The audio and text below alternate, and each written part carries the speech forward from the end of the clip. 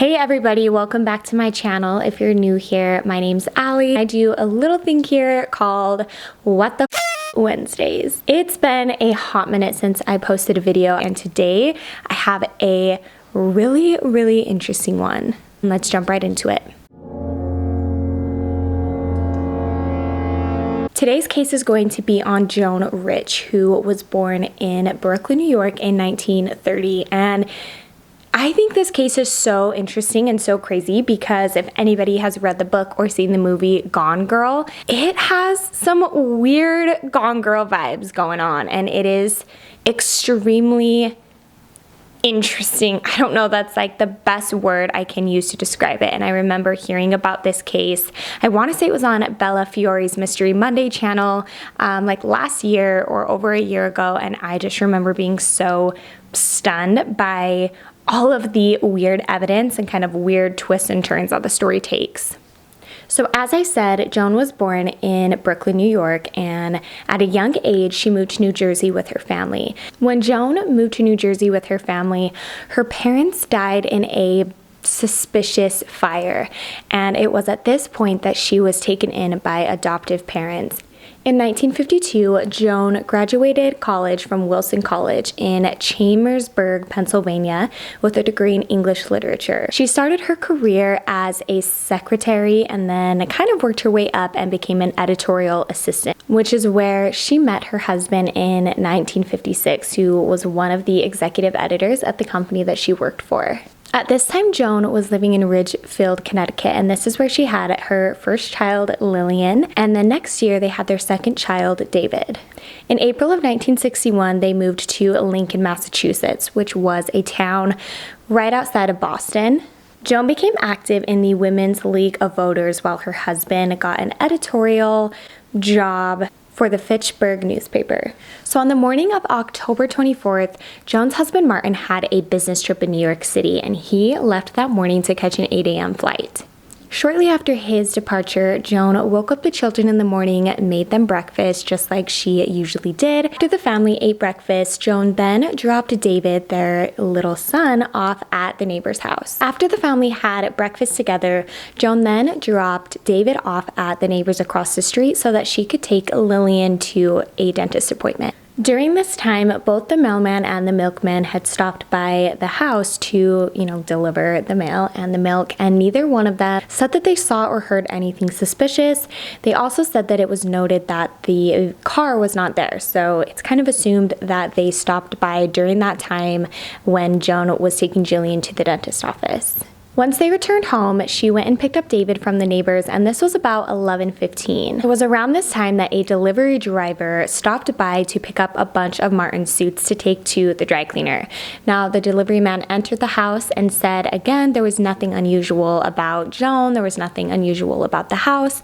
It seemed just like a very ordinary day. Now that Joan had kind of finished up with her errands for the day, she changed out of more of a, formal dress that she was in, and at this time she changed into a blue house dress and white sneakers. At this time, it was about 1 p.m. and Joan decided to put David down for a nap.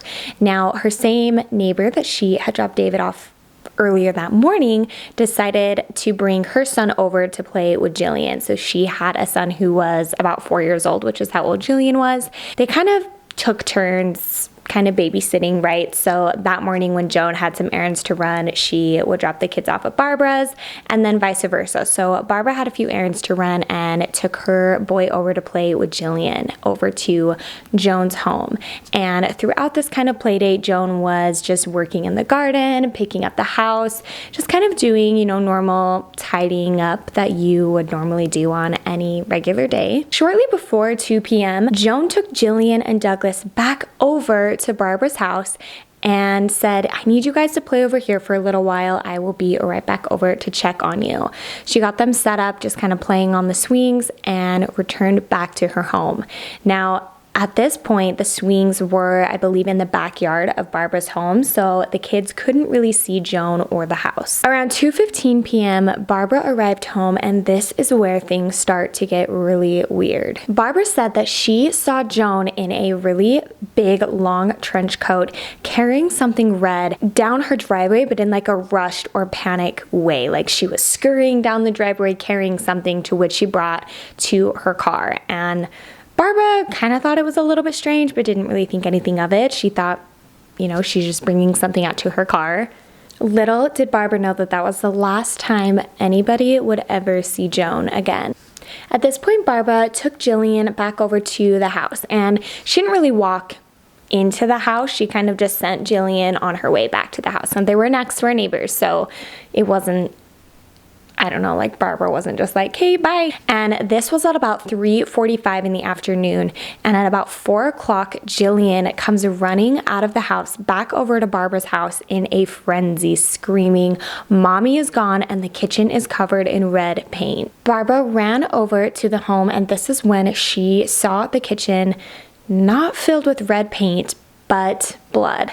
She also heard David crying in his crib upstairs, where we're assuming Joan left him. There was no sign of Joan in the house, and I'll insert a picture here for you guys, but as you can see, the kitchen was destroyed. I mean, there was stuff everywhere. There was blood smeared on the floor, on the walls. It wasn't like an ungodly amount of blood, but it was definitely, as you can see, there was quite a bit of blood just smeared randomly everywhere. And like I said, it looked like mad chaos took place in this kitchen. At this time, Barbara called the police, and they arrived at 4:33 p.m. Sergeant Mike Mayhew of the Lincoln Police was assigned to the case and arrived within 5 minutes. And once he arrived on scene, he obviously talked to Barbara about kind of what had happened throughout the day. And this is when some weird clues start being found by the investigation team. Police found some further clues. They found that there was the mail, which obviously the mailman had delivered earlier that day, that was still on the front porch. They also noticed that the phone book was turned to the emergency services page. There was also an empty alcohol bottle and empty bottles of beer in the garbage can.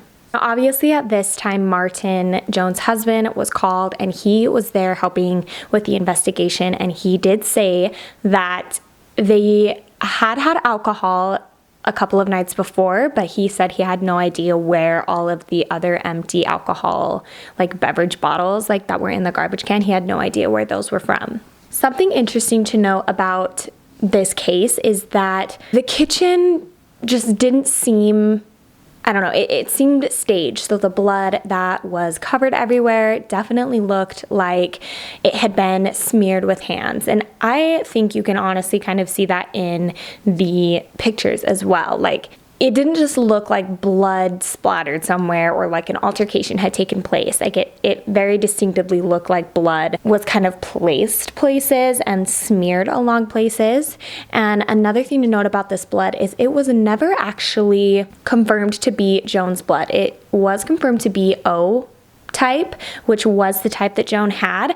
But like I said, I can't find anywhere any source that says whether or not it was a match to Joan's blood herself. No other neighbors, nobody else around had heard screaming, had heard or seen any other vehicles or anything take place in and around Joan's home. It was almost as if all of a sudden she disappeared. Like, she literally was in her kitchen doing errands, had her daughter kind of dropped off at Barbara's house. David was upstairs taking a nap in his crib, and poof, she was gone. There was a piece of toilet paper that had blood on it, kind of as if it looked like somebody used it to wipe their hands. And there were 3 fingerprints on, 3 bloody fingerprints on this toilet paper that did not match Joan's. There was also a coverall and pair of underpants that belonged to David that were on the floor and smeared with blood, almost as if it looked like they were taken to try to clean up the blood, like used as a rag. Investigators also said that the blood didn't look like it had maybe came from signs of a struggle, but showed someone staggering around with some kind of injury. So let's say you accidentally, this is a terrible example, but almost as if maybe you had cut yourself in the kitchen really bad and you were like, oh my God, like frantically kind of running around, staggering around, trying to, grab something to clean it up with. That was kind of what the scene to them reflected. Something else that's really odd is there was a pretty large trail of blood that led out of the kitchen and to the back of Joan's car. And there was nothing in the car. So there was a trail of blood and some kind of big drops of blood also smeared on the back fender of her trunk. And nothing was found physically in Joan's car. So there was no, blood found in the trunk or anything like that. Another thing to note is while there was a significant amount of blood kind of throughout the kitchen, and there was also some blood throughout the rest of the house leading up to the master bedroom, but again, in no really particular pattern. It's also one thing to note that there were no bloody footprints. So while they did find a few different handprints and hand smears, it looked like whoever was in the house was being extremely careful with where they stepped. Here's where things start to take an even weirder turn. They decided to check at the library where Joan had recently been checking out a few books. So there were some very interesting books that Joan had been checking out months leading up to her disappearance. One of these was about the disappearance of Brigham Young's 27th wife. Another one was called Into Thin Air, which was about a woman who mysteriously up and disappeared. Joan had also checked out over 25 other books just within the 4 months leading up to her disappearance that were also about missing persons cases and other disappearances. Based on this, many of Joan's colleagues also came to the conclusion that they thought that Joan could have faked her death and disappeared voluntarily. Confirmed alibis did confirm that, obviously Joan's husband was in New York, and also anybody else who had stopped by that day, the mailman, the milkman, all had strong alibis. So with all of these kind of weird details, let's jump into some of the theories. So obviously, it's going to be no surprise to you guys that the first theory is that Joan left voluntarily. This is where I kind of keep going back to this weird Gone Girl scenario where did Joan completely fake her death and leave? If so, where did she go? And how come nobody seen her? She didn't leave in her vehicle. Maybe somebody came and picked her up. Maybe she walked to the bus station and pieced out of town. Nobody saw her. Nobody saw anything, really. And it's also noted too that when police looked into her bank account, she only had about $90, which, it's the 60s. $90, it's a decent amount of money, but not to disappear with. It makes a lot more sense when someone goes and cleans out their bank account before they voluntarily decide to disappear into thin air. So while this theory is kind of the one that's the most well known and people kind of associate her case with, there is a lot of, weird evidence or pieces of information that just don't add up to why she would leave and why nobody has seen her. There has been no sightings of anything about her since then. Her case still remains open to this day. There are also friends of Joan's who say there's no way she would have voluntarily left her family. There were no signs of marital issues, of any reason why her and Martin were fighting or any reasons why she would be unhappy. Everybody who knew Joan knew her to be kind of more of a keep to herself type of person, but nobody really noticed that she was unhappy. And, she didn't talk to any of her family and friends about any kind of unhappiness in her marriage or in her family.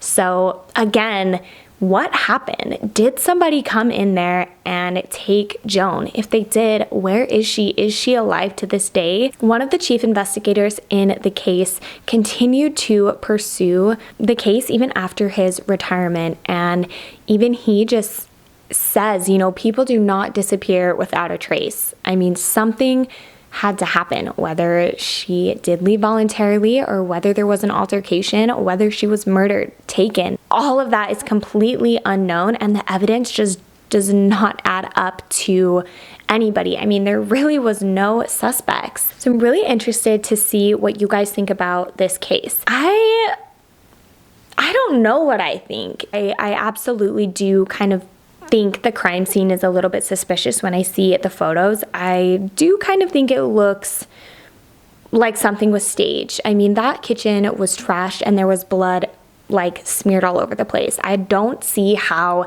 an altercation could have taken place in there without anybody hearing or seeing anything. Don't understand how that could have happened. But on the flip side, how did Joan, and even if she did maybe fake the whole scenario, she had to have gotten a lot of blood. If it was her own blood, like how did she leave her home without anybody seeing her? Because she had to have, you know, cut her arm, cut her leg, done something in order to get the blood there. Like, I don't know any other way that the blood in the kitchen or throughout the house and in, you know, on her car that was found. I don't know how she could have just up and left. Like I said, it is very possible that somebody could have came and picked her up.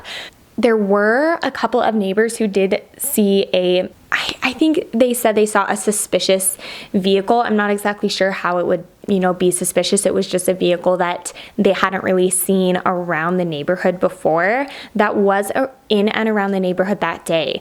That car could have been a getaway car. It could have been the person who came in to hurt Joan. This is just one of those where there is weirdly a lot of evidence, like I said, with blood and fingerprints and those type of things, but no one really knows what happened. And I would obviously love to hear your guys' theories. What do you think happened? Do you think this is a gone girl situation? Do you think Joan was extremely unhappy and wanted to start over, and this was the best way to do it? It is a little bit suspicious that she was reading a bunch of these like disappearing into thin air types of books. However, she also was an English major, and you know, hell, I love reading these kind of books. I love researching these stories and listening to podcasts. I mean, it could have just been something she was into as well. So anyway, I wanted to jump on and talk about this case because I did find it extremely interesting and I really wanted to hear what you guys thought. Thank you guys so much for tuning in to the video.